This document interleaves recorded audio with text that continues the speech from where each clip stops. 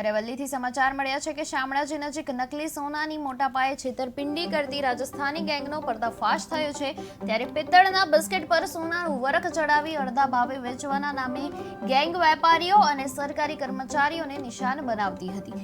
અરવલ્લી એલસીબીએ શામળપુર ગામ નજીકથી 3 આરોપીઓને હેરિયર કાર સાથે એની સાથે ઝડપી લીધા છે અને જ્યારે એક આરોપી હજી સુધી ફરાર છે ત્યારે પોલીસે 4 કિલો જેટલા નકલી બિસ્કિટ, રોકડ, મોબાઈલ અને કાર સહિત 21 લાખથી વધુનો મુદ્દામાલ જપ્ત કર્યો છે। આ જ ગેંગ મહેસાણામાં 90 લાખની છેતરપિંડી કરી ચૂકી હોવાનું પણ અત્યારે સામે આવી રહ્યું છે। અરવલ્લી જિલ્લામાં અમને ગઈકાલે બાતમી હતી કે ચીટિંગ માટેની એક ગેંગ રાજસ્થાનથી નીકળી છે અને સોનાના બિસ્કિટ ના નામે ચીટિંગ કરી અને લોકોને ઉલ્લુ બનાવી રહી છે। એના આધારે ફરિયાદીએ અમારો કોન્ટેક્ટ કર્યો। ફરિયાદીના કોન્ટેક્ટના આધારે અમે તાત્કાલિક ફરિયાદ દાખલ કરી।